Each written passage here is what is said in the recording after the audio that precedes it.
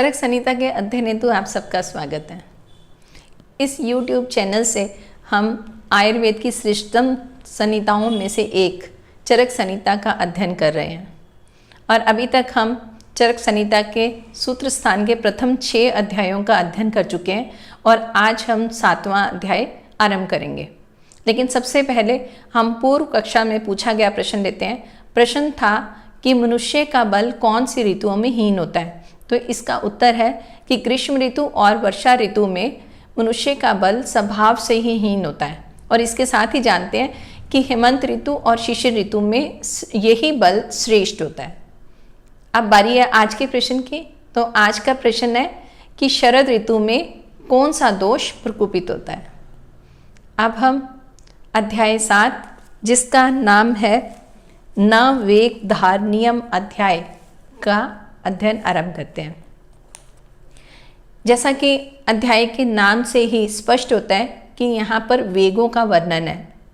वेग क्या? तो हमारे शरीर के अंदर जो प्राकृतिक शारीरिक क्रियाएं हो रही हैं या हम ऐसा कहें कि फिजियोलॉजिकल जो एक्शन हो रहा है उसका ही प्रतीक वेग है। तो ये वेग 2 तरह के माने गए हैं।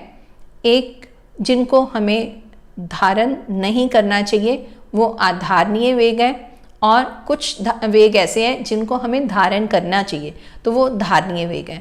ये आधारणीय और धारणीय वेगों का वर्णन ही इसी अध्याय में बताया गया है। इससे पूर्व हमने अध्याय पढ़े और वहाँ पर स्वस्थ वृत्त के हमें आहार और विहार के बारे में ये पढ़ने को मिला और हमने ये जाना कि अगर हम युक्ति पूर्वक और अपनी मात्रा से आहार लेते हैं और युक्ति पूर्वक ही विहार मतलब कि अपनी दिनचर्या रखते हैं तो हम स्वस्थ रह सकते हैं। लेकिन उनके साथ ही मल के निष्कासन की भी हमें ध्यान रखना पड़ेगा। तो उसी के बारे में यहाँ इस अध्याय में बताया गया। तो यहाँ जो आधारणीय वेग हैं उनकी संख्या 13 बताई गई है और वे वेग कौन से हैं? वे हैं मूत्र, पुरीश, रेतस, यहाँ शुक्र के लिए यूज हुआ है, और वात मतलब अपान वायु, वमन, शवथु मतलब छींक, उद्गार, डकार, जृंभा मतलब जम्भाई, शुद्ध, भूख, पिपासा, प्यास, वाष्प मतलब आंसू, नींद और परिश्रम से उत्पन्न श्वास।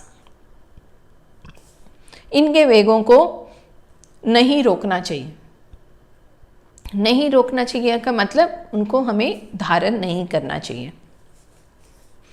तो ऐसा श्लोक के आरंभ में बताया गया कि बुद्धिमान व्यक्तियों को आए हुए इन 13 आधारणीय वेगों को नहीं रोकना चाहिए। तो यहाँ शब्द लगा बुद्धिमान। बुद्धिमान का मतलब कि व्यक्ति समझ से इनका जो वेग प्रवृत्ति है उसको धारण ना करे और वेगों की प्रवृत्ति होने दे। तो यहाँ बुद्धिमान शब्द स्पेशली ये एक इंडिकेशन देता है कि हमें इनको समझना है। और अब इसके बाद वो एक एक वेग को एक्सप्लेन किया गया है। तो यहाँ सबसे पहले मूत्र वेग से होने वाले रोग बताए गए हैं और अब ऐसा कहा गया कि आए हुए मूत्र का वेग रोकने से बस्ती और लिंग मतलब यूरिनरी ब्लैडर और मूत्रेंद्रिय इसमें शूल होता है मतलब पीड़ा, और मूत्र कृच्छ मतलब कि यूरिन पास करते हुए कष्ट होगा। तो ये मूत्र कष्ट से प्रवृत्ति होगी उसकी, और फिर मूत्र कृच्छ से ही या मूत्र वेग रोकने से ही सिर में वेदना, शिर वेदना बताया गया है, और विनाम, विनाम का मतलब पोस्चर आगे की तरफ मुड़ जाना, शरीर आगे की तरफ झुक जाता है। तो इस पोजीशन को कहा कि विनाम, और वंक्षन प्रदेश में अनाह मतलब पेडू में या लोअर एब्डोमेन में पेन होना। तो ये सारे मूत्र वेग को रोकने से होने वाले रोग बताए। अब इन्हीं मूत्र वेग से होने वाले रोगों की चिकित्सा बताई गई। तो उसमें बताया कि जब ये रोग उत्पन्न हो जाए तो उस केस में हमें स्वेदन, अवगाहन, अवगाहन का मतलब होता है टब बाथ, और अभ्यंग, मसाज, और घी का अपीड़न देना चाहिए। यहाँ घी का अपीड़न देना चाहिए तो मतलब ये हुआ कि घी हमें यहाँ पर युक्तिपूर्वक उसको व्यक्ति को देना है। तो यहाँ खाना खाने से पहले और खाना के बाद जब पूर्व मात्रा पच जाए तो दोबारा से घी देना होता है, तो इस क्रिया को अपीड़क बोला जाता है। तो यहाँ घृत का अपीड़न देना चाहिए, और साथ में अनुवासन, निरू और उत्तर बस्ती, इन तीनों बस्तियों का प्रयोग करना चाहिए। अभी हमने निरू बस्ती और अनुवासन बस्ती दो बस्तियां पढ़ी थी, लेकिन यहाँ पर तीसरी बस्ती उत्तर बस्ती का भी वर्णन मिला। तो उत्तर बस्ती मुतेंद्रिय के लिए लगी है। तो इस प्रकार स्वेदन, अवगाहन, अभ्यंग और घी का अपीड़क और अनुवासन, अनिरूह, उत्तर बस्ती, इन तीनों का प्रयोग इन रोगों में करना चाहिए। अब इसके पश्चात आता है दूसरा जो वेग है वो है पुरीश वेग। तो पुरीश वेग को अगर रोका जाए तो कौन से रोगों की उत्पत्ति होती है उसके बारे में बताया कि पक्वाशय और सिर, इन दोनों में वेदना, मतलब कि लोअर एब्डोमेन या इंटेस्टाइन्स की बात करें तो इसमें दर्द होता है, और साथ ही अपान वायु और मल का रुक जाना होता है। मतलब जो एक प्रवृत्ति को रोका तो उससे होने वाले रोग में क्या होगा कि अपान वायु और मल की प्रवृत्ति ही रुक जाएगी, तो ऐसा रोग उत्पन्न होगा। और फिर जंघा की पिंडलियों में ऐंठन और पेट में आद्यमान मतलब अफारा, ये सब होने वाले रोग होते हैं। अब इसके पश्चात पुरीश वेग अवरोध जन्य रोगों की चिकित्सा बताई गई है। मतलब अगर ये रोग उत्पन्न हो ही गए हैं तो उसमें हमें स्नेहन, अभ्यंग और अवगाहन और गुदा में वर्ती रखना, बस्तीकरम और परमार्थी अन्नपान का सेवन हितकारी होता है। तो इसमें जो नए शब्द हैं वो परमार्थी है। परमार्थी का मतलब वो अन्न होते हैं जो स्रोतों से भी मल को बाहर निकाल दे। तो इसका एग्जाम्पल में हम मरीच का मतलब काली मिर्च और वचा, ये दोनों का प्रयोग कर सकते हैं। तो ये परमार्थी द्रव्य इस तरह के द्रव्य जो स्रोतों से भी मल को बाहर निकाल दे। तो ये बेसिकली हमने क्या करना है कि पुरीश अवरोध से होने वाले रोगों में हमने मल की प्रवृत्ति ही करवानी है, तो उसके लिए ही ये प्रयोग बताए गए हैं। अब अगला जो बताया वेग के बारे में वो है शुक्र वेग अवरोध जन्य रोग। तो यह शुक्र जो है पुरुषों के लिए लगा, और ऐसा कहा गया कि अगर शुक्र के वेग को रोकने का प्रयास किया जाए तो उसमें मुतेंद्रिय तथा वृषण में शूल होता है, अंगमर्द है, और इसी के साथ हृदय में वेदना और मूत्र का रुक रुक कर आना, ये उपद्रव होने लगते हैं। तो इसीलिए इसको धारण करने से मना किया है। तो अब इसके पश्चात शुक्र अवरोध जन्य रोगों की चिकित्सा बताई। वो कहते हैं कि शुक्र का वेग रोकने से उत्पन्न उपद्रवों में वातनाशक तेलों का अभ्यंग, अवगाहन, मदिरापान, मुर्गे के मांस का भक्षण, ये मांसाहारी के लिए, और शाली चावल और दूध का सेवन, निरूह बस्ती और मैथुन, ये सब हितकारी होते हैं। अब इसके पश्चात अपान वायु का वेग रोकने से होने वाले रोग।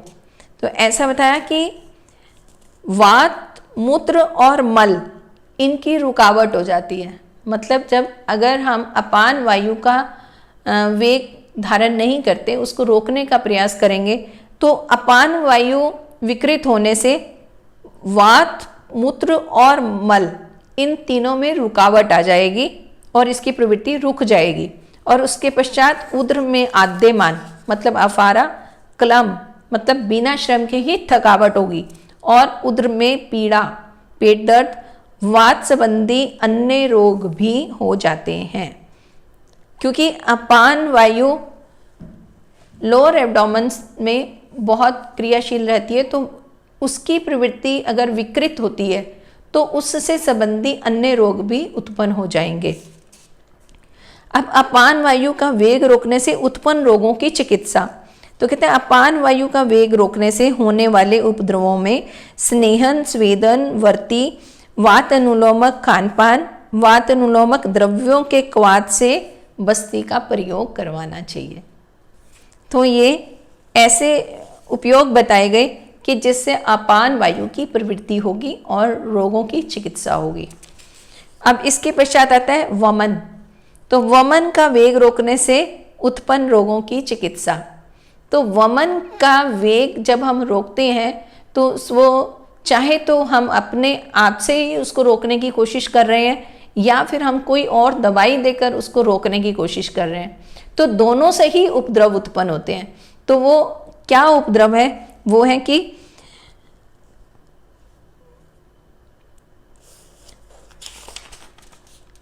निकलते हुए वमन का वेग रोकने से कंडू, कोट, कोट का मतलब बड़े कांटे जैसा शोथ मतलब स्वेलिंग आ जाएगी, और भोजन में अरुचि, व्यंग, शोथ स्वेलिंग आना, पांडु रोग, रक्त अल्पता।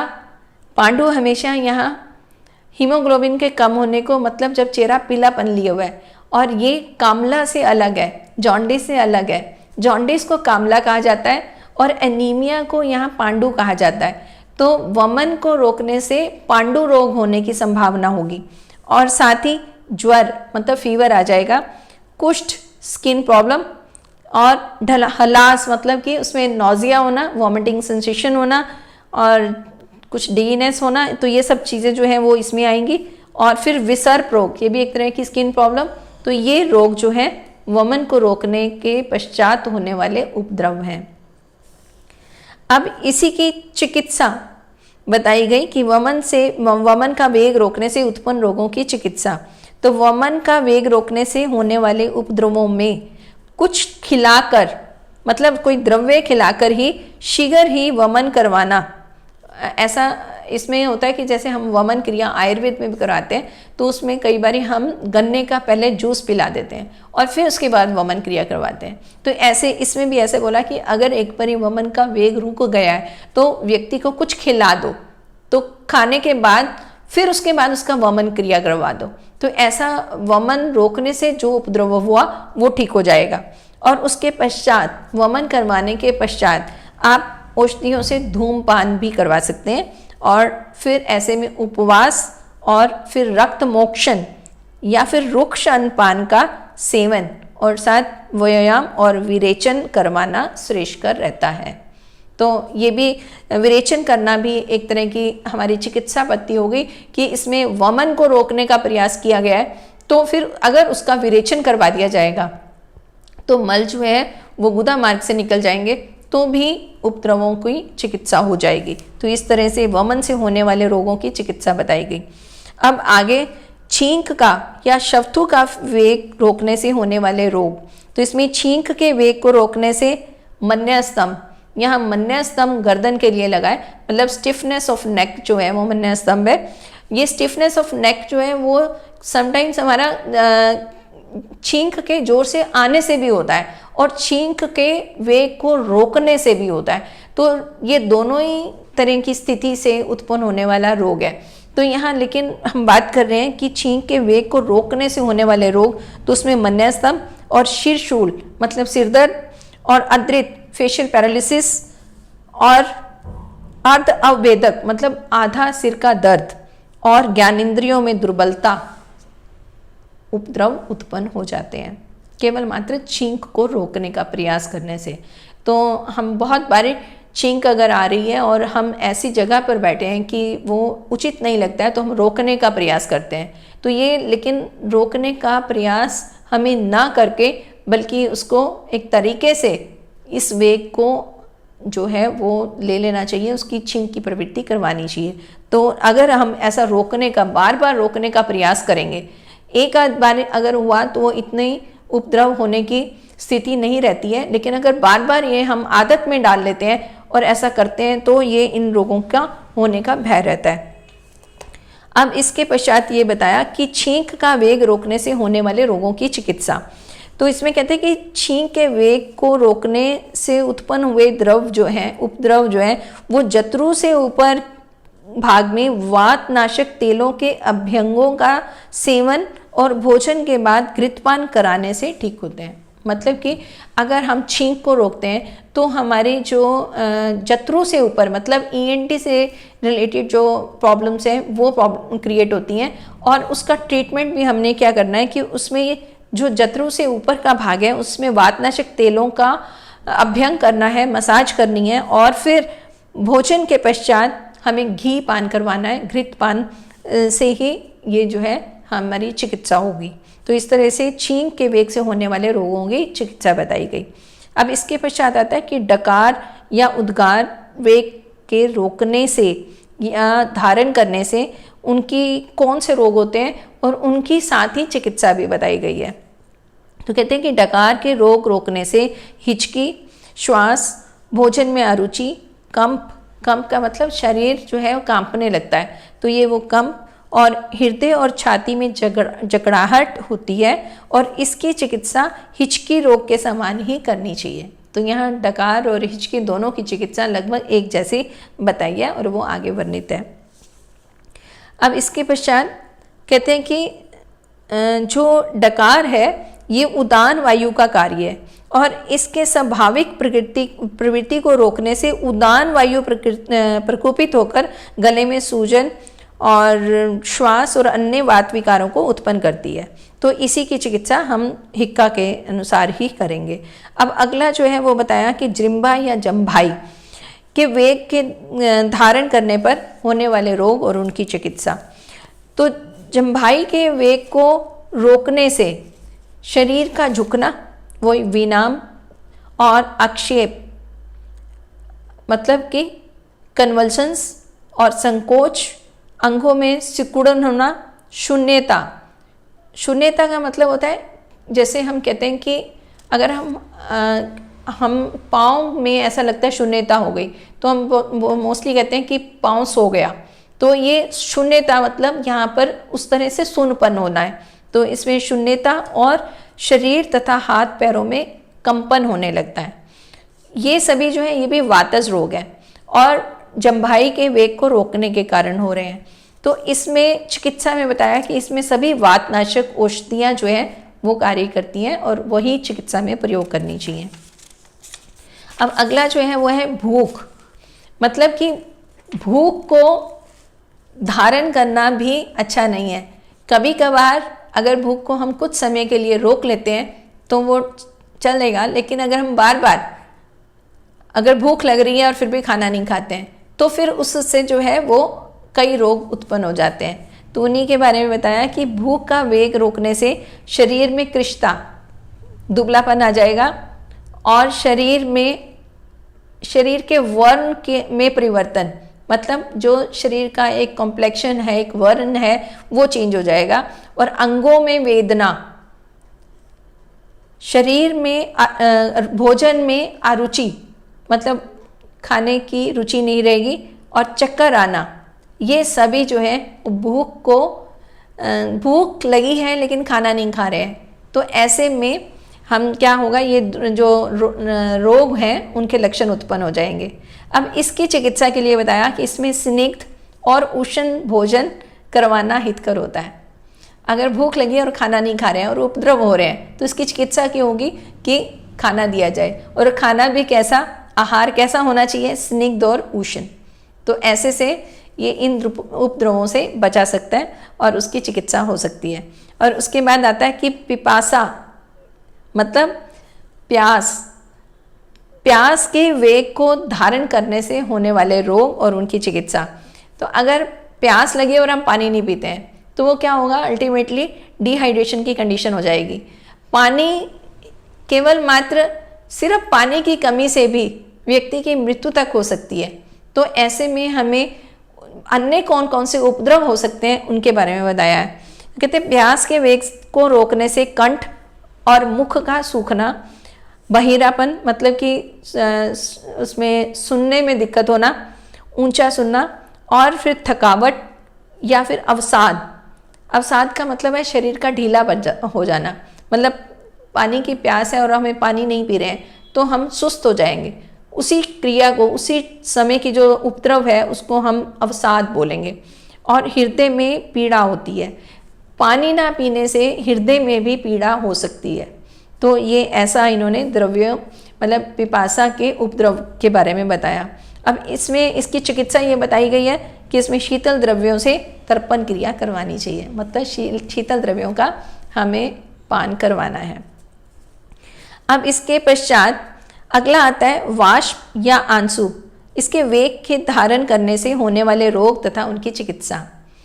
आंसू आना भी एक वेग माना है और कहते यही है यहाँ कि अगर आंसू आ रहा है तो उसको आने देना चाहिए, तो उससे बहुत सारे होने वाले रोगों से हम बच सकते हैं। तो ये यहाँ पर उसकी प्रवृत्ति के बारे में बताया कि अगर हम आंसू आ रहे हैं और उसको रोकने का प्रयास कर रहे हैं तो उसमें क्या होगा, प्रतिशाई मतलब जुकाम हो जाएगा। और ये ऐसा रोते हुए भी होता है कि रोते हुए नाक से भी पानी निकलता है। तो ये वही वाली स्थिति कि अगर वेगों को धारण किया मतलब आंसू को रोकने का प्रयास कर रहे हैं तो प्रतिशाई होगा। और फिर इससे आँखों का रोग मतलब नेत्र रोग होंगे। और एक और ही ये रोग के बारे में कह रहे हैं कि हृदय के रोग। आंसुओं का हृदय के साथ संबंध कैसे हो सकता है कि ये संवेदनाओं के साथ संबंधित है। आंसू तभी आ रहे हैं जब वहाँ कोई संवेदना है, तो उसको अगर रोकने का प्रयास किया तो वहाँ हृदय के रोग उत्पन्न हो सकते हैं। और फिर भोजन में अरुचि, सिर में चक्कर आना, ये सब उपद्रव उत्पन्न होते हैं आंसू को रोकने से। तो ऐसे में रोगी को चिकित्सा के लिए शयन कराना चाहिए, मदिरापान और प्रिय लगने वाली कथाएं सुनना हितकर होता है। तो इस तरह से आंसू से होने वाले रोगों की चिकित्सा बताई गई। अब इसके पश्चात आता है निद्रा वेग, मतलब नींद आ रही है और उसे नहीं सो रहे हैं। तो ये तो आजकल बहुत कॉमन हमारे बच्चों में दिखता है कि बच्चे पढ़ने वाले या आजकल जो नाइट ड्यूटीज़ कर रहे हैं तो उसमें क्या है कि नींद आने के समय भी निद्रा को नहीं आने देना चाहते, तो उसके लिए वो कुछ और अन्य उपाय भी करते हैं ताकि नींद ना आए। तो लेकिन हमें ये समझना है कि नींद के वेग को धारण करने से मतलब कि नींद अगर आ रही है और हम सो नहीं रहे हैं तो उससे होने वाले रोग उत्पन्न कौन से हो सकते हैं। वो है कि जम्भाई अंगों का टूटना या झपकी आना, जिसको तंद्रा कह सकते हैं, सिर में दर्द होना, नेत्रों में भारीपन होना, ये सभी रोग होंगे। और फिर इन रोगों की चिकित्सा के लिए रोगी को सुला देना और फिर उसके हाथ पैरों को दबाना, तो ये चिकित्सा मानी गई है। मतलब जब नींद नहीं आ रही है और रोगी के अगर हाथ और पैरों को थोड़ा दबा दिया जाए तो इससे नींद की प्रवृत्ति बढ़ती है। तो ऐसी ही वो चिकित्सा ही बताई गई है। अब इसके पश्चात आता है श्रमजन्य निश्वास वेग के धारण करने से होने वाले रोग और उसकी चिकित्सा। तो यहाँ पर श्रमजन्य श्वास क्या हुआ, जब श्रम किया जाता है मतलब कोई मेहनत कर रही है या हम कहीं भाग रहे हैं या कुछ ऐसे शारीरिक कुछ काम किया हमने, तो उससे एक श्वास जो है वो उत्पन्न होता है। लेकिन उस श्वास को हम परिस्थिति के अनुसार ही अगर हम उसको रोकने का प्रयास करते हैं, अगर हम ऐसा इसको समझने का प्रयास करें कि कोई व्यक्ति कहीं कुछ और काम कर रहा था लेकिन उसका बॉस उसके सामने आ जाता है, तो वो वहाँ से मतलब हड़बड़ी में उनके सामने आएगा और उस समय जो है उसका श्वास जो है वो फूला हुआ है। लेकिन यहाँ अपने बॉस के सामने या अपने सीनियर के सामने वो उन श्वासों को रोकने का प्रयास करेगा, ये वो स्थिति है। तो उस स्थिति में जब हम श्वास को रोकने का प्रयास कर रहे हैं तो उस समय क्या होगा, उससे होने वाले रोग होंगे कि गुल्म होगा और हृदय रोग हो सकता है और ऐसी स्टेज में मूर्छा तक हो सकती है। तो ये कुछ रोगों के नाम बताए कि गुल्म मतलब कि वहाँ पर वायु का रुक जाना और हृदय रोग और मूर्छा रोग हो सकता है, और इनकी चिकित्सा के लिए विश्राम, वातनाशक औषधियों का आहार जो है उसका सेवन करवाना उसकी चिकित्सा बताई गई है। तो इस तरह से ये 13 वेगों को यहाँ बताया गया कि जिनकी प्रवृत्ति होने पर इनको होने देना चाहिए, बल्कि इनको रोकने का प्रयास नहीं करना चाहिए। तो अगर हमने प्रयास किया और रोग उत्पन्न हुआ तो उसकी चिकित्सा भी यहाँ बताई गई है। अब आने वाली कक्षा में हम उन वेगों के बारे में जानेंगे कि जिनको धारण करना चाहिए। तो वो कौन से वेग हैं, ये हम कल अगली कक्षा में पढ़ेंगे। धन्यवाद।